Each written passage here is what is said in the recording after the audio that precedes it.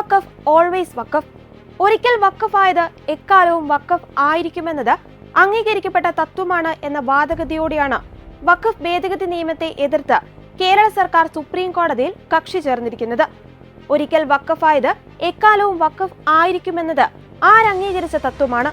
ഭരണഘടനയ്ക്കും മുകളിലാണോ ഇവിടുത്തെ മതനിയമം? View point ചർച്ച ചെയ്യുന്നു. വഖഫ് ഭേദഗതിയെ എതിർത്ത് കേരളത്തിൽ ശരീഅത്ത് നിയമം നടപ്പിലാക്കാനോ സർക്കാരിന്റെ ശ്രമം? കള്ളം പറച്ചിലുകളും വ്യാജ വാഗ്ദാനങ്ങളും തമസ്കരണങ്ങളും ദുർവ്യാഖ്യാനങ്ങളും പക്ഷം ചേർന്ന കുറ്റം പറച്ചിലുകളും അങ്ങനെ പല രീതികളിൽ ഭാവങ്ങളിൽ മുനമ്പം സമരം അടിച്ചമർത്തുവാനാണ് കേരളത്തിൽ ഭരണ പ്രതിപക്ഷ കക്ഷികൾ ശ്രമിക്കുന്നത്. അതുവഴി ഒരു തീരദേശ ജനതയുടെ ചെറുത്തുനിൽപ്പിനെ ഇല്ലാതാക്കാമെന്ന് അവർ വ്യാമോഹിക്കുന്നു. വഖഫ് നിയമ ഭേദഗതി ഭരണഘടനാ വിരുദ്ധമാണെന്ന് ഉന്നയിച്ച് സുപ്രീം കോടതിയിൽ കക്ഷി ചേർന്നിരിക്കുകയാണ് പിണറായി സർക്കാർ. 1995 നിയമം പ്രാബല്യത്തിൽ വന്നപ്പോഴും 2013 ഭേദഗതി വരുത്തിയപ്പോഴും നിയമത്തിലെ ഭരണഘടനാ വിരുദ്ധത തിരിച്ചറിയാത്തവരാണ് സുപ്രീം കോടതിയിൽ കക്ഷി ചേർന്നിരിക്കുന്നത്. വഖഫ് നിയമ ഭേദഗതി ഗുരുതരമായ പ്രശ്നമാണ് സൃഷ്ടിക്കാൻ പോകുന്നതെങ്കിൽ എന്തുകൊണ്ട് സർക്കാർ സ്പെഷ്യൽ ഹർജി ഫയൽ ചെയ്തില്ല? ഈ നാടകം എന്തിനു വേണ്ടി? വഖഫ് നിയമ ഭേദഗതിക്കെതിരെ നിലനിൽക്കുന്ന ഹർജികളിൽ ബഹുമാനപ്പെട്ട കേരള സർക്കാർ കക്ഷി ചേരാനായിട്ട് അപേക്ഷ. സത്യം പറഞ്ഞ് ഇതിനേക്കാൾ വലിയ ഉടായിപ്പ് ലോകത്തുണ്ടാവും. എന്താ അറിയോ, ഈ വഖഫ് നിയമ ഭേദഗതിക്കെതിരെ കേരള നിയമസഭ നേരത്തെ പ്രമേയം പാസ്സാക്കിയതാണ്. മുനമ്പം വിഷയമൊക്കെ ആളിക്കത്തുന്നതിന് മുമ്പ്, ഭേദഗതിയെക്കുറിച്ച് കേൾക്കാൻ തുടങ്ങിയപ്പോൾ, ഭേദഗതി എന്താണെന്ന് അറിയാത്തതിന് മുമ്പ്, ഭേദഗതി ചെയ്യാൻ പോകുന്നത് കേട്ടപ്പോൾ തന്നെ ഈ അപ്പം ചത്താലും ചത്തില്ലെങ്കിൽ തിങ്കളാഴ്ച ശവടക്കം എന്ന് പറഞ്ഞ പോലെ വഖഫ് നിയമം എങ്ങനെയാണ് ഭേദഗതി ചെയ്യുന്നത്, എന്തൊക്കെ വകുപ്പുകളാണ് ഭേദഗതി എന്ന് അറിയണക്ക് മുമ്പ് തന്നെ നിയമസഭയിൽ 140 മെമ്പർമാർ കൂടി ചേർന്ന് പ്രമേയം പാസ്സാക്കി ഡൽഹിക്ക് അയച്ചാണ്. അതിനുശേഷം ഇപ്പോൾ കക്ഷി ചേരാൻ അപേക്ഷ കൊടുത്തിരിക്കുകയാണ്. സത്യത്തിൽ കേരള ഗവൺമെൻറ്റിന് ഈ നിയമ ഭേദഗതിയോട് വലിയ എതിർപ്പുണ്ടെങ്കിൽ എന്താ ചെയ്യേണ്ടത്? കക്ഷി ചേരാൻ അപേക്ഷ കൊടുക്കുകയല്ല ചെയ്യേണ്ടത്. മറ്റ് പല സംസ്ഥാനങ്ങളും ചെയ്ത പോലെ കേരള സർക്കാർ പ്രത്യേക അനുമതി ഹർജി കൊടുക്കണം, സ്പെഷ്യൽ ലീവ് പെറ്റീഷൻ കൊടുക്കണം. അത് കൊടുത്തിട്ടില്ല. ഇത് എന്തിനു വേണ്ടിയിട്ടാണ്? ഈ മറ്റേ വിഭാഗത്തിൽപ്പെട്ട ആളുകൾ തെറ്റിദ്ധരിപ്പിക്കാൻ വേണ്ടിയിട്ടാണ്. കേരള സർക്കാർ നിങ്ങളുടെ കൂടെയാണ് എന്ന ഒരു പ്രതീതി ഉണ്ടാക്കാൻ വേണ്ടിയിട്ടാണ്. അല്ലാണ്ട് നിലവിലുള്ള കേസിൽ കക്ഷി ചേർന്നിട്ട് ഞങ്ങൾക്ക് ഇതിനോട് എതിർപ്പുണ്ടെന്ന് പറഞ്ഞാൽ കാര്യമൊന്നുമില്ല. എതിർപ്പുള്ളവർ കേസ് കൊടുക്കണം. കേസ് കൊടുക്കില്ല. അതിന് പകരം നിലവിലുള്ള കേസിൽ കക്ഷി ചേർന്നിട്ട് പറയുകയാണ്. അതാണ് പ്രധാനം. ഒരിക്കൽ വഖഫായ വസ്തു എക്കാലവും വഖഫായി. AKG സെൻറ്ററിന് നേരെ വഖഫ് ബോർഡ് അവകാശവാദം ഉന്നയിക്കാത്തോടത്തോളൊക്കെ അത് ഉന്നയിച്ച കളിമാർ. AKG സെൻറ്റർ ഇരിക്കുന്ന സ്ഥലം വഖഫാണെന്ന് നാളെ പാളയം ഇമാം പറഞ്ഞാൽ കളിമാർ അത് വിട്ടുകൊടുക്കില്ല. അതൊഴിച്ച് വേറെ ഏത് സ്ഥലവും ഒരിക്കൽ വഖഫായിട്ട് പ്രഖ്യാപിച്ചാൽ പിന്നെ വഖഫായിരിക്കും എന്നാണ് നമ്മുടെ കേരള സർക്കാർ പറയുന്നത്. ഇന്നിപ്പോൾ ഹർജി കൊടുത്തിരിക്കുക. അപ്പോൾ ഇതിൻ്റെയൊക്കെ പുറകിലുള്ള രാഷ്ട്രീയമായ ദുരുദ്ദേശം, വഖഫിനോടുള്ള സ്നേഹമൊന്നുമല്ല കേട്ടോ. അടുത്ത കൊല്ലം തിരഞ്ഞെടുപ്പ് വരാൻ പോവുക. മാത്രവുമല്ല, ഈ വഖഫ് സംബന്ധമായ വിഷയം ആളി കത്തിച്ചാരയ്ക്കുക. അതാരയ്ക്കാന്ന് നോക്കിയാൽ നമുക്ക് മനസ്സിലാവും. ലെറ്റർ ഹെഡും സീലും മാത്രമുള്ള ചില സംഘടനകളാണ്. യഥാർത്ഥത്തിൽ ആ ജനപിന്തുണയുള്ള സംഘടനകളൊക്കെ സമരരംഗത്ത് നിന്ന് മാറിയിരിക്കണം. അവർക്ക് വഖഫിനോട് താല്പര്യമില്ലാത്തതുകൊണ്ടല്ല, നിയമ ഭേദഗതിയോട് എതിർപ്പില്ലാത്തതുകൊണ്ടല്ല. എതിർത്താൽ വോട്ട് പോകും.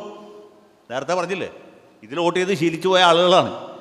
അവരുടെ വോട്ട് പോയാൽ പിന്നെ ഭരണം ഉണ്ടാകില്ല. അതുകൊണ്ട് മാത്രം നിശബ്ദത പാലിക്കുന്നവരാണ് ഭൂരിപക്ഷം. പക്ഷേ ന്യൂനപക്ഷം എന്ന് പറയാൻ പറ്റില്ല, ന്യൂനപക്ഷം മാത്രമാണ് പ്രകടമായ സമരമായിട്ട് വന്നിട്ടുള്ളത്. അതിൽ ഒരു കാര്യം കൂടി പറഞ്ഞിട്ട് അവസാനിക്കും. സമയം അതിക്രമിക്കും. ഇനിയുണ്ട് സംസാരിക്കും. ഒറ്റക്കൊരു തമാശ, നിങ്ങൾ എത്ര പേര് ശ്രദ്ധിച്ചെന്ന് എനിക്കറിയില്ല. ഈ മുനമ്പത്തുനിന്ന് അധികം ദൂരമല്ലോ കൊടുങ്ങല്ലൂർ, ഇല്ലേ? ഇവിടുന്ന് വളരെ അടുത്താണ്. കൊടുങ്ങല്ലൂർ SN പുരം നിങ്ങൾ കേട്ടിട്ടാണ് പലരും പോയി കാണും. SN പുരത്ത് വെളുത്ത കടവ് എന്ന് മറ്റു പേരുള്ള ഒരു സ്ഥലം. അവിടെ ഒരു സമരം നടക്കുകയാണ്. എന്താ അറിയോ, ജമാഅത്തെ ഇസ്ലാമിക്കാർ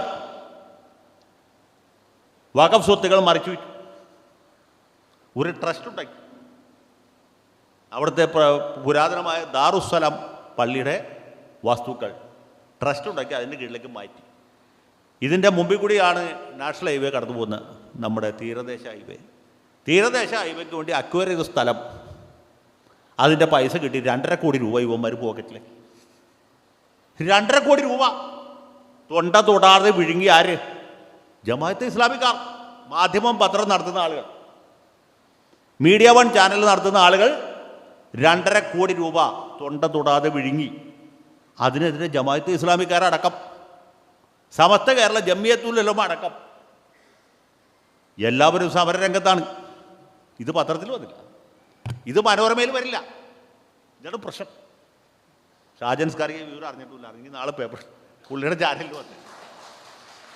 അവിടെ സമരം നടക്കുകയാണ്. മനസ്സിലായോ?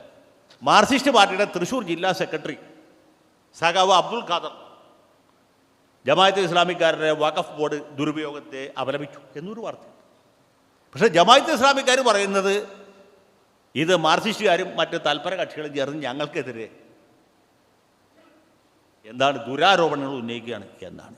ഈ സംഘടനക്കാരാണ്, നിങ്ങൾക്കറിയാമോ, ഈ കോഴിക്കോട് വിമാനത്താവളത്തിൻ്റെ നേർക്ക് വലിയൊരു സമരം നടത്തി. പാലസ്തീനിൽ വെടിയേറ്റ് മരിച്ച ഇസ്മായിൽ ഹനിയ ഇല്ലേ, യഹ്യ സിൻവർ, കേണൽ നാസറിനെതിരെ വധശ്രമം നടത്തിയിട്ട് പണ്ട് ഈജിപ്തിൽ വെടിയേറ്റ് മരിച്ച മുസ്ലിം ബ്രദർഹുഡിൻ്റെ നേതാവ്, ഇവരൊക്കെ പടങ്ങൾ ഉയർത്തിപ്പിടിച്ചുകൊണ്ടാണ് സമരത്തിന് പോയത്. ആ സംഘടനക്കാരാണ് വെളുത്ത കടവിൽ 2.5 കോടി രൂപ തൊണ്ട തൊടാതെ വിഴുങ്ങിയത്. അറിയാമോ? ഈ വഖഫ് സ്വത്ത് എന്തിനാണ് ഈ നിയമം ഉണ്ടാക്കിയെന്ന് അറിയാമോ? ഇവിടെ ഇരിക്കുന്നവർക്ക് മിക്കവർക്കും അറിയാമുണ്ടാവില്ല. 95-ലെ ഭേദഗതിയെ പറ്റിയൊക്കെ പറയില്ലേ. ഇത് ഉണ്ടാക്കിയതിൻ്റെ കാരണമുണ്ട്. കാലാകാലങ്ങളായിട്ട് വഖഫ് സ്വത്തുക്കൾ കുറേ മറിച്ചു വിറ്റിട്ടുണ്ട്, കുറേ കയ്യേറിയിട്ടുണ്ട്. ആര് കയ്യേറി? അല്ലെങ്കിൽ ആര് മറിച്ചു വിറ്റു? അതേ സമുദായത്തിൽപ്പെട്ട ആളുകൾ, പ്രമാണിമാർ. മലപ്പുറം ജില്ലയിലും കോഴിക്കോട് ജില്ലയിലും കണ്ണൂർ ജില്ലയിലൊക്കെ എത്ര ഏക്കർ സ്ഥലമാണ് അന്യാധീനപ്പെട്ടു പോയത്. ആരാ അന്യാധീനപ്പെടുത്തിയത്? നമ്മളൊരാണോ? ഷാജൻ സ്കറിയാണോ? ജോഷി അച്ഛനാണോ? ഞാനാണോ? റോയി കുരിശിങ്കലാണോ? അല്ല, നമ്മളാരുമല്ല. അതാത് കാലത്ത് വഖഫ് സ്വത്തുക്കൾ കയ്യാളിയിരുന്ന ആളുകൾ വിൽക്കാൻ പാടില്ലാത്ത വസ്തു വിറ്റു, അതിൽ നിന്ന് അനർഹമായി ലാഭമുണ്ടാക്കി. ആ ലാഭമുണ്ടാക്കിയ ആളുകൾ ഇപ്പം എന്താ പറഞ്ഞത്? ഇത് വഖഫ് സ്വത്ത് എക്കാലത്തെയും വഖഫാണ്. വാങ്ങിയവൻ്റെ സ്ഥിതി എന്താ? ഒന്ന് ആലോചിച്ചു. ഇതാണ് സംഭവിച്ചത്. വഖഫ് നിയമം ആവശ്യമാണ്, അതിൽ ഭേദഗതിയും ആവശ്യമാണ്. എന്തിനു വേണ്ടി? ഇത് സംരക്ഷിക്കാൻ വേണ്ടി. അത് പണം കൊടുത്ത് വാങ്ങിയ പാവപ്പെട്ട മുനമ്പത്തുകാരെ ഇറക്കി വിടാൻ വേണ്ടിയിട്ടല്ല വേണ്ടത്. അപ്പോൾ ഈ ഭേദഗതിക്ക് ഒരു അർത്ഥമുണ്ടായിരുന്നു, അത് പിന്നെ ദുർവ്യാഖ്യാനം ചെയ്ത് ഈ രൂപത്തിൽ എത്തിച്ചത്. ഏതായാലും കോടതി തീരുമാനിക്കട്ടെ. ഇപ്പോൾ കേരള ഗവൺമെൻറ് കൂടി കക്ഷി ചേരാൻ വന്നിട്ടുണ്ട്. ആളുകളെ ഒറ്റ കാര്യം പറഞ്ഞിട്ട് അവസാനിപ്പിക്കാം. ചില ആളുകളെ എല്ലാ കാലവും പറ്റിക്കാം, കുറച്ച് പേരെ എല്ലാ കാലവും പറ്റിക്കാം, എല്ലാവരെയും കുറച്ചു കാലം പറ്റിക്കാം. പക്ഷേ എല്ലാവരെയും എല്ലാ കാലവും പറ്റിക്കാൻ പറ്റുകയില്ല. വഖഫ് നിയമം ഭരണഘടനയ്ക്ക് മുകളിലാണ്. സാധാരണഗതിയിൽ ഒരാളുടെ സ്വത്തിന് മറ്റൊരാൾ അവകാശവാദം ഉന്നയിച്ചാൽ ഉന്നയിക്കുന്നയാൾ വേണം കേസ് നടത്താൻ. ഇവിടെ നേരെ മറിച്ചാണ്. വഖഫ് ബോർഡ് അവകാശവാദം ഉന്നയിച്ചാൽ ഉന്നയിക്കപ്പെടുന്ന വ്യക്തി അത് തന്റെ സ്വത്താണെന്ന് വഖഫ് കോടതിക്ക് മുന്നിൽ തെളിവുകളും സാക്ഷികളെയും വെച്ച് സമർത്ഥിക്കണം. നിയമവും കോടതിയുമല്ല വഖഫ് ബോർഡ് തന്നെ.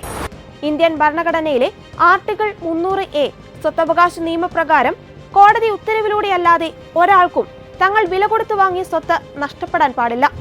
ആർട്ടിക്കിൾ 226 പ്രകാരം ഒരു വ്യക്തിക്ക് അവരുടെ സ്വത്തവകാശം ലംഘിക്കപ്പെട്ടുവെന്ന് തോന്നുന്നുവെങ്കിൽ ഹൈക്കോടതിയിൽ ഈ നടപടിയെ ചോദ്യം ചെയ്യുവാൻ കഴിയും.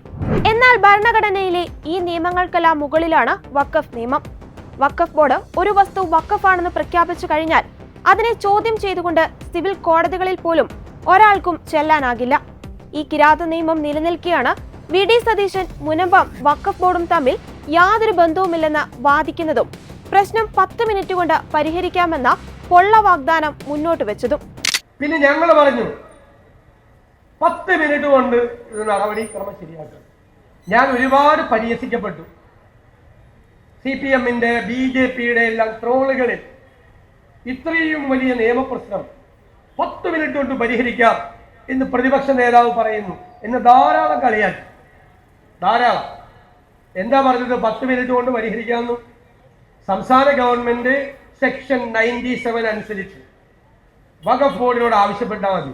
ഇത് വഖഫ് ഭൂമി അല്ല എന്ന നിലപാട് വഖഫ് ബോർഡ് എടുക്കണം എന്ന് ആവശ്യപ്പെട്ടാൽ ആ ഓർഡർ അടിച്ചെടുക്കാനുള്ള നേരമാണ് ഞാൻ പറഞ്ഞ 10 മിനിറ്റ്. മനസ്സിലായോ? സംശയമുള്ളവർക്ക് പറയാം 10 മിനിറ്റ്. ഈ 10 മിനിറ്റ് അവിടെ നിൽക്കട്ടെ. എന്തിനാണെന്നറിയോ? ഐക്യ ജനാധിപത്യ മുന്നണി കേരളത്തിൽ 100-ലധികം സീറ്റിൽ നേടി അധികാരത്തിൽ വരും. ഞങ്ങൾ ചെയ്തു കൊടുക്കും, ചെയ്തു കൊടുക്കും നിയമപരമായി. ഇനി ഭാവിയിൽ ഒരു കാലത്തും ഒരു നിയമപ്രശ്നം ഉണ്ടാകാത്ത തരത്തിൽ ഇവർക്കോ വരാനിരിക്കുന്ന അവരുടെ തലമുറകൾക്കോ ഒരു കുഴപ്പവും ഇല്ലാത്ത രീതിയിൽ പെർമനന്റ് ടൈറ്റിൽ അവിടെ താമസിക്കുന്ന ആളുകൾക്ക് UDF കൊടുക്കും. അതിനു മുമ്പ് ഇവർ ചെയ്യണമെന്നാണ് ഞങ്ങളുടെ ആഗ്രഹം. BJP-ക്കാർ പോയി. ഇപ്പൊ അവിടെ ആരെങ്കിലും ഉണ്ടോ ടോമി? ആരുമില്ലല്ലോ അവിടെ. എന്തായിരുന്നു ബഹളം, എന്തായിരുന്നു ഹൈബിയുടെ കോലം കത്തിക്കല്, പ്രതിപക്ഷ നേതാവിന്റെ വിമർശനം, കോൺഗ്രസ് ആണ് ഇത് മുഴുവൻ ഉണ്ടാക്കിയെന്ന് പറയുക. 95-ല് പാർലമെന്റിൽ പാസ്സാക്കിയ നിയമമാണ് ഇതിന്റെ എല്ലാം കാരണമെന്ന് പറയാം. ഞാൻ ആ 95-ലെ പാർലമെന്റിലെ രേഖ എടുത്തു. അപ്പൊ അദ്വാനിയും വാജ്പേയിയും ആ നിയമത്തിന് അനുകൂലമായി വോട്ട് ചെയ്തിട്ടുണ്ട് പാർലമെന്റിൽ. ഇവിടെ വന്ന് ഇവരോട് പറയില്ലേ 95-ലെ നിയമം ഇതുമായിട്ടൊന്നും യാതൊരു ബന്ധമില്ലെന്നേ. ഇവിടെ പറഞ്ഞു പറ്റിച്ചെന്താ, 95-ൽ പാർലമെന്റിൽ കോൺഗ്രസ് പാസ്സാക്കിയ നിയമമാണ് ഇതിനെ മുഴുവൻ കുഴിയിലാക്കാൻ കാര്യം എന്നാണ് പറഞ്ഞത് അല്ലേ. 95-ലെ ആ നിയമത്തിന് പിന്തുണ പ്രഖ്യാപിച്ച് അദ്വാനിയും വാജ്പേയിയും വോട്ട് ചെയ്തിട്ടുണ്ട് പാർലമെന്റിൽ. എന്നിട്ടാണ് ഈ കള്ളത്തരം പറഞ്ഞത്. പിന്നെ ഇപ്പൊ ഒരാൾ വന്നല്ലോ, BJP-യുടെ സ്റ്റേറ്റ് പ്രസിഡന്റ്, മറ്റേ മുണ്ട് മടക്കി കുത്തുന്ന ആള്. ഇപ്പൊ ശരിയാക്കി തരാന്ന് പറഞ്ഞില്ലേ, വന്ന ഉടനെ തന്നെ. എന്തായിരുന്നു ബഹളം, കുറെ പേർക്ക് മെമ്പർഷിപ്പ് കൊടുക്കല് അല്ലേ. പൊടി പോലും ഇല്ലല്ല, പൊടി പോലും ഉണ്ട് അവിടെ, തരി പോലും കാണാനുണ്ട് അവിടെ. പിന്നെ ചില ആളുകളുണ്ട്, ഇവരെല്ലാം അവിടെ കൊണ്ടുവന്ന് രാഷ്ട്രീയം കളിച്ച് കുഴപ്പമുണ്ടാക്കിയ ആളുകൾ. അത് കുഴപ്പമില്ല, അവിടെ നിന്നോട്ടെ. എല്ലാവരുടെയും പ്രതീക്ഷ BJP-യിലായിരുന്നു. ഇപ്പം ശരിയാക്കി തരാമെന്ന് പറഞ്ഞ് ഓടി വന്ന BJP-യെ പാർലമെന്റിൽ നിയമം പാസാക്കിയതിന് പിന്നാലെ കാണാതായി. കോൺഗ്രസും CPM-ഉം ചതിച്ച മുനമ്പത്തെ ഞങ്ങൾ രക്ഷിക്കുമെന്ന ഉറപ്പായിരുന്നു BJP നൽകിയത്. കാണാതായതോടെ BJP ഇനി ലുക്കൌട്ട് നോട്ടീസ് ഇറക്കി കണ്ടെത്തണമോ എന്ന സംശയവും ബാക്കിയാണ്. പറഞ്ഞ വാക്കു പാലിച്ചു എന്ന നിലപാടാണ് BJP-ക്കെങ്കിൽ കണ്ണിൽ പൊടിയിടുവാനുള്ള വിദ്യയൊന്നും മുനമ്പത്ത് നടക്കില്ല. BJP വാക്കു നൽകി ഒഴിഞ്ഞതിന് പിന്നാലെ മുനമ്പം സമരം ശരിയായ ദിശയിലാണോ പോകുന്നതെന്ന് പലർക്കും സംശയമുണ്ട്. നിരവധി വെല്ലുവിളികളും ചതികളും അവരെ കാത്തിരിപ്പുണ്ട്. അതിനിടെ വഖഫ് ട്രിബ്യൂണലിൽ എന്തുകൊണ്ട് മുനമ്പം സംരക്ഷണ സമിതി സ്വതന്ത്രമായി കേസ് കൊടുക്കാത്തതെന്നും ചോദ്യം ഉയരുന്നുണ്ട്. മുനമ്പം നേരിടാൻ പോകുന്ന വെല്ലുവിളികളും പരിഹാര മാർഗങ്ങളും എന്തൊക്കെയാണ്? മുനമ്പം സമരം ശരിയായ ദിശയിലോ? മുനമ്പം ഭൂസംരക്ഷണ സമിതി ഈ സമരം കൊണ്ടുപോകുന്ന രീതികളെക്കുറിച്ചാണ്. സമരം എന്ന് ഞാൻ പറയുമ്പോൾ സമരത്തെക്കുറിച്ച് ഷാജൻ സെറിയ സാറ് കാര്യമായിട്ട് പറഞ്ഞിട്ടുണ്ട്, ഞാനത് മിണ്ടുന്നില്ല. പക്ഷേ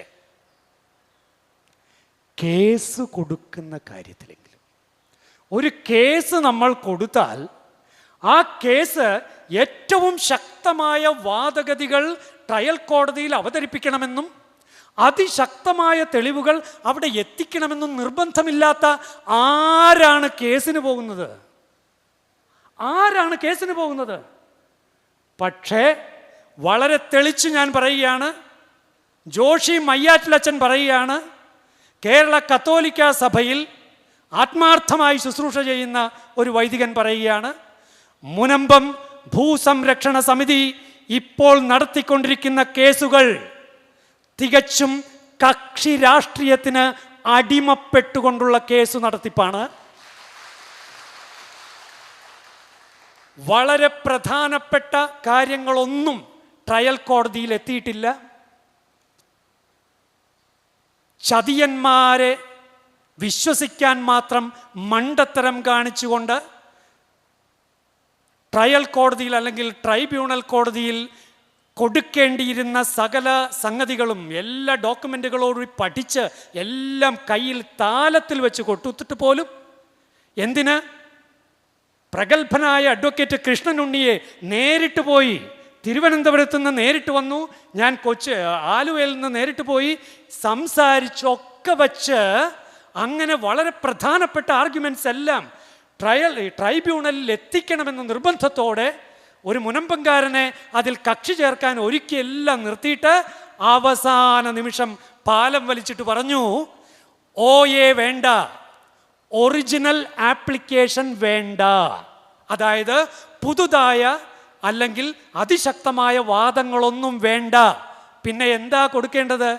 ഫാറൂഖ് കോളേജിൻ്റെ ഒരു കക്ഷി ചേർന്നാൽ മാത്രം മതി. ഫാറൂഖ് കോളേജ് വാദിക്കുന്ന കാര്യങ്ങളിൽ എന്തെങ്കിലും ചെറിയ കുറവൊക്കെ ഉണ്ടെങ്കിൽ അത് ബാക്കപ്പ് ചെയ്യാനുള്ളത് മാത്രം മതി എന്ന് പറഞ്ഞ് ജോർജ് പൂന്തോട്ടം എന്ന ഒരുപക്ഷെ UDF സർക്കാർ വരുമ്പോൾ അടുത്ത അഡ്വക്കേറ്റ് ജനറൽ ആകും എന്നൊക്കെ ചിലരെങ്കിലും കരുതുന്ന ഒരാളെ അഡ്വക്കേറ്റായിട്ട് വെച്ചിട്ട് 2 കേസുകൾ ഫാറൂഖ് കോളേജ് കൊടുത്തിട്ടുണ്ട്. പക്ഷേ ഈ മഹാനായ അഡ്വക്കേറ്റ് പോയി കക്ഷി ചേർന്ന് എവിടെയാണെന്നറിയാവോ? ഒരെണ്ണത്തിൽ മാത്രം. നിങ്ങൾ തിരിച്ചറിയണം ഇതിൻ്റെയൊക്കെ പിന്നിലെ ദുരുദ്ദേശങ്ങൾ. ചതി, തുടക്കം മുതൽ ഞാൻ പറയുകയാണ്, ചതി, അതിശക്തമായ ചതി ഇവിടെ നടക്കുന്നുണ്ട്. അതിന് ഇരകളായി മാറാൻ മുനമ്പം ഭൂസംരക്ഷണ സമിതി ഇരകളായി സ്വയം വിട്ടുകൊടുത്തിരിക്കുന്ന ഒരു ദയനീയമായ കാഴ്ച കണ്ടുകൊണ്ടിരിക്കുകയാണ്. ശക്തമായ വാദങ്ങളൊന്നുമില്ല, തെളിവുകളൊന്നുമില്ല. ആകപ്പാടെ ഒറ്റ കാര്യമുള്ളൂ. എന്താണെന്നറിയാവോ? ജസ്റ്റിസ് രാജൻ തട്ടിൽ ചോദിച്ച കാര്യം രജിസ്ട്രിയിലേക്ക് എഴുതിയെടുത്തില്ലല്ലോ. 1954 വഖഫ് ബോർഡ് വന്നതല്ലേ, രജിസ്ട്രിയിലേക്ക് എഴുതിയെടുക്കണം എന്ന് പറഞ്ഞതല്ലേ. അപ്പോൾ രജിസ്ട്രിയിലേക്ക് എഴുതിയെടുക്കാത്തൊരു ഭൂമി വിൽക്കുന്നത് തെറ്റാണോ? ഇന്ന് സുപ്രീം കോടതിയിൽ ഇതേ വിഷയം അവിടെ ചർച്ച ചെയ്യുന്നത് ഞാൻ കാറിൽ കേട്ട് വരികയാണ്. സുപ്രീം കോടതിയിൽ ചോദിക്കുകയാണ്, അങ്ങനെ രജിസ്ട്രിയിലേക്ക് എഴുതിയെടുക്കാത്തത് മഹാ അപരാധമാണോ? രജിസ്ട്രിയിലേക്ക് എഴുതി ചേർക്കാത്തത് ആരുടെ കുറ്റം? മുത്തവല്ലിയുടെ കുറ്റമല്ലേ ആകുന്നുള്ളൂ. അത് വഖഫ് ബോർഡിൻ്റെ ഒരു ഉത്തരവാദിത്വക്കുറവായിട്ട് എങ്ങനെ കരുതാൻ കഴിയും? ഇങ്ങനെയുള്ള ചോദ്യങ്ങളൊക്കെയാണ് സുപ്രീം കോടതിയിൽ നിന്ന് ചോദിക്കപ്പെടുന്നത്. ഞാൻ പറഞ്ഞു വരുന്നത്, വളരെ ദുഃഖത്തോടു കൂടിയാണ് ഞാൻ ഈ കാര്യം പറയുന്നത്. മുനമ്പം ഭൂസംരക്ഷണ സമിതി കേസ് നടത്തുന്നത് തോൽക്കാൻ വേണ്ടി എന്ന രീതിയിലാണ്. വഖഫ് നിയമത്തിൽ കേന്ദ്ര സർക്കാർ ഇപ്പോൾ കൊണ്ടുവന്നിരിക്കുന്ന ഭേദഗതികളെല്ലാം വഖഫ് സ്വത്തുക്കൾ പിടിച്ചെടുക്കുവാനുള്ളതാണെന്ന തെറ്റിദ്ധാരണ പരത്തി പരമാവധി വോട്ട് നേടാനാണ് കേരളം ഭരിക്കുന്നവരുടെ ശ്രമം. നിയമത്തിന്റെ ഒരു പഴുതിലൂടെയും ന്യായമായി ലഭിച്ച സ്വത്ത് അന്യാധീനപ്പെട്ടു പോകില്ല. അത് മാത്രമല്ല, മുനമ്പത്തെത്തി മുൻകാല പ്രാബല്യമില്ലെന്ന് പറഞ്ഞ് ആശങ്കപ്പെട്ടവർ ആ സത്യം എന്തുകൊണ്ട് പൊതുസമൂഹത്തിന് മുന്നിൽ വിളിച്ചു പറയുന്നില്ല എന്ന് കൂടി ചിന്തിക്കേണ്ടിയിരിക്കുന്നു. മുനമ്പത്തെ പ്രശ്നത്തിന് ശാശ്വത പരിഹാരം വഖഫ് ഭേദഗതി തന്നെയാണ്. ഏറ്റവും കൃത്യവും വ്യക്തവുമായ ആദ്യ തുടക്കം അതാണ്. ഇനിയും ഈ യാത്ര തുടരേണ്ടിയിരിക്കുന്നു. നിയമ പോരാട്ടം ഇവിടെ അവസാനിക്കുന്നതല്ല. കടലമ്മയുടെ മക്കൾ നിശ്ചയദാർഢ്യവും ലക്ഷ്യബോധവുമുള്ളവരാണ്. പള്ളിമുറ്റത്തിരുന്നവർ നടത്തുന്ന പോരാട്ടം വേളാങ്കണ്ണി മാതാവിന്റെ മധ്യസ്ഥതയിൽ ലക്ഷ്യം നേടും. സത്യത്തിനും നീതിക്കും വേണ്ടിയുള്ള അവരുടെ പോരാട്ടത്തിനു മുന്നിൽ ഒരു നഗര കവാടവും പ്രബലപ്പെടുകയില്ല. ഇനി ഞങ്ങൾ അനാഥരല്ല. സുവിശേഷത്തിന്റെ പാതയിലൂടെ ഞങ്ങളെ നയിക്കാൻ പുതിയൊരു പാപ്പയെ ലഭിച്ചിരിക്കുന്നു. വത്തിക്കാൻ കൊട്ടാരത്തിന്റെ ബാൽക്കണിയിൽ നിന്നും ഹബീബുസ് പാപ്പമെന്ന് കർദിനാൾ ഡൊമിനിക്കോ മാമ്പ്രത്തി വിളിച്ചു പറയുമ്പോൾ ലോകം ആകാംക്ഷയുടെ കണ്ണുകളോടെ പുതിയ ഇടയനെ ഉറ്റുനോക്കി. നിങ്ങൾക്ക് സമാധാനം, അതായിരുന്നു ലോകത്തെ അഭിസംബോധന ചെയ്തുകൊണ്ടുള്ള ലയോ 14 പാപ്പയുടെ ആദ്യ വാക്കുകൾ. പിന്നീടുള്ള ഓരോ നിമിഷവും പുതിയ പാപ്പ ആരാണെന്നുള്ള അന്വേഷണത്തിന്റെ മണിക്കൂറുകളായിരുന്നു. ചെറുപുഞ്ചിരി കൊണ്ട് ലോകത്തെ നയിക്കുവാൻ ദൈവം തിരഞ്ഞെടുത്ത നല്ല ഇടയൻ ആരെന്നുള്ള അന്വേഷണം. എളിമയുള്ള മനുഷ്യൻ കർദിനാൾ ഫെർണാണ്ടോ ചോമാലി മാർപ്പാപ്പയെ കുറിച്ച് പറഞ്ഞ വാക്കുകളാണിത്. ഒരധ്യാപക കുടുംബത്തിൽ നിന്നാണ് സഭയുടെ വലിയ മുക്കുവനായി തിരഞ്ഞെടുക്കപ്പെട്ട കർദിനാൾ റോബർട്ട് പ്രൊവോസ്റ്റ് വരുന്നത്. അമേരിക്കയിൽ നിന്നുള്ള ആദ്യത്തെ പാപ്പ, അഗസ്തീനിയൻ സഭയിൽ നിന്നുള്ള ആദ്യത്തെ മാർപ്പാപ്പ. മിഷണറി ആയിരുന്ന അദ്ദേഹം പെറുവിൽ 20 വർഷത്തിലധികം ചെലവഴിച്ചതിന് ശേഷം 12 വർഷം അഗസ്തീനിയൻകാരുടെ ജനറലായും സേവനമനുഷ്ഠിച്ചിട്ടുണ്ട്. ആഫ്രിക്ക, ഏഷ്യ, ലാറ്റിൻ അമേരിക്ക എന്നിവിടങ്ങളെക്കുറിച്ചെല്ലാം പാപ്പയ്ക്ക് നേരിട്ടറിയാം. പുതിയ പാപ്പയുടെ നയങ്ങൾ ഫ്രാൻസിസ് മാർപ്പാപ്പയുടെ രീതികളോട് ചേർന്ന് നിൽക്കുന്നതും എന്നാൽ വ്യത്യസ്തമായൊരു മാനം പുലർത്തുന്നതുമാണ്. കത്തോലിക്ക സഭയെ ആഗോളവൽക്കരിക്കുവാനും എല്ലാവരെയും ഉൾക്കൊള്ളുവാനും മുൻഗണന കൊടുക്കുന്ന ശൈലിയായിരുന്നു ഫ്രാൻസിസ് പാപ്പ സ്വീകരിച്ചിരുന്നത്. ഫ്രാൻസിസ് മാർപ്പാപ്പയുടെ 12 വർഷത്തെ ഭരണകാലത്ത് അദ്ദേഹം ധാരാളം നേട്ടങ്ങൾ കൈവരിക്കുകയുണ്ടായി. അതിൽ പ്രധാനപ്പെട്ടതാണ് കാർഡിനൽ കോളേജിനെ കൂടുതൽ ആഗോളമാക്കുവാനും കത്തോലിക്ക സഭയിൽ എല്ലാവരെയും ഉൾക്കൊള്ളുവാനും അതോടൊപ്പം പരിസ്ഥിതിയെ സംരക്ഷിക്കുവാനുമുള്ള ശ്രമങ്ങൾ. LGBTQ+, കത്തോലിക്കർ, ദരിദ്രർ, കുടിയേറ്റക്കാർ, പരിസ്ഥിതി എന്നിവയെ പിന്തുണച്ചതിലൂടെയും സഭയിലെ LGBTQ+ വ്യക്തികളെയും സ്വവർഗ വിവാഹത്തെയും കുറിച്ചുള്ള അദ്ദേഹത്തിന്റെ സൂക്ഷ്മമായ വീക്ഷണത്തിലൂടെയും കത്തോലിക്ക സഭയുടെ കൂടുതൽ യാഥാസ്ഥിക പക്ഷത്തു നിന്ന്, പ്രത്യേകിച്ച് അമേരിക്കയിലുള്ളവരിൽ നിന്ന് നിരന്തരമായ സമ്മർദ്ദങ്ങൾ നേരിട്ടുകൊണ്ടാണ് ഫ്രാൻസിസ് മാർപ്പാപ്പ എല്ലാവരെയും ഉൾക്കൊള്ളുന്ന പാപ്പയായി പ്രവർത്തിക്കുവാൻ തുടങ്ങിയത്. ഒരാൾ സ്വവർഗ അനുരാഗിയാണെങ്കിൽ അയാൾ ദൈവത്തെ അന്വേഷിക്കുകയും നല്ല മനുഷ്യനായിരിക്കുകയും ചെയ്താൽ ഞാൻ ആരാണ് വിധിക്കാൻ? 2013 ഫ്രാൻസിസ് മാർപ്പാപ്പ പറഞ്ഞ ഈ ഉദ്ധരണി വളരെ ശ്രദ്ധേയമായിരുന്നു. ഫ്രാൻസിസ് മാർപ്പാപ്പ ഒരിക്കലും സഭയുടെ ഔദ്യോഗിക സിദ്ധാന്തങ്ങളിൽ മാറ്റം വരുത്തിയില്ലെങ്കിലും ഒരു പോപ്പ് മുമ്പ് കണ്ടിട്ടില്ലാത്തത്ര പരസ്യമായി LGBTQ സമൂഹത്തെ ചേർത്തുപിടിച്ചു. സിവിൽ യൂണിയനുകളെ പിന്തുണയ്ക്കുകയും LGBTQ+ ഗ്രൂപ്പുകളുമായി കൂടിക്കാഴ്ച നടത്തുകയും ചെയ്തു. എന്നാൽ സ്വവർഗ അനുരാഗികളായ കത്തോലിക്കരുടെ കാര്യത്തിൽ പുതിയ പോപ്പ് ഫ്രാൻസിസ് മാർപ്പാപ്പയെ പോലെ സ്വാഗതം ചെയ്യുന്നില്ലെന്ന് ന്യൂയോർക്ക് ടൈംസ് ചില തെളിവുകൾ നിരത്തി റിപ്പോർട്ട് ചെയ്യുകയുണ്ടായി. ചർച്ചകൾക്ക് വിഷയമാകാവുന്ന മറ്റൊരു ടോപ്പിക്കാണ് സ്ത്രീകളുടെ പ്രാതിനിധ്യം. ഇതിൽ അനുകൂലമായ നിലപാടാണ് പിതാവ് സ്വീകരിച്ചിരിക്കുന്നതെന്നാണ് സമർപ്പിത ജീവിത സ്ഥാപനങ്ങളുടെയും അപ്പസ്തോലിക ജീവിത സമൂഹങ്ങളുടെയും ഡിക്കാസ്ട്രിയുടെ സെക്രട്ടറിയായി ഇറ്റാലിയൻ കന്യാസ്ത്രീ സിസ്റ്റർ ടിസിയാനെ നിയമിച്ചതിലൂടെ വ്യക്തമാകുന്നത്. ആലപ്പുഴ രൂപതയിൽ നിന്നുള്ള വൈദികനായ ഫാദർ ബോയ ജോണിയെ മാർപ്പാപ്പയുടെ ചാപ്ലിനായി നാമനിർദ്ദേശം ചെയ്തതോടെ പുതിയ മാർപ്പാപ്പയും യൂറോപ്പിന്റെ അതിരുകൾ ഭേദിച്ച് ഏഷ്യൻ രാജ്യങ്ങൾക്ക് കൂടി പ്രാതിനിധ്യവും പ്രാമുഖ്യവും നൽകുന്നയാളാണെന്ന് തെളിയിച്ചു. ലയോ 14 പാപ്പയുടെ സമാധാന ശ്രമങ്ങളും യുക്രൈൻ ഗാസ യുദ്ധത്തിൽ അദ്ദേഹത്തിന്റെ കരുതലും സമാധാനം പുനഃസ്ഥാപിക്കുവാനുമുള്ള ആഹ്വാനവും ലോകം ആദരവോട് തന്നെയാണ് വീക്ഷിക്കുന്നത്. എന്നിരുന്നാലും ഫ്രാൻസിസ് മാർപ്പാപ്പയുടെ കാലത്ത് കൊണ്ടുവന്ന പരിഷ്കരണങ്ങളെല്ലാം പുതിയ മാർപ്പാപ്പയുടെ കാലത്ത് തുടരുമോ അതോ വ്യത്യസ്തമാകുമോ എന്ന് കാത്തിരിക്കുകയാണ് ലോകം മുഴുവനിലുമുള്ള വിശ്വാസികൾ.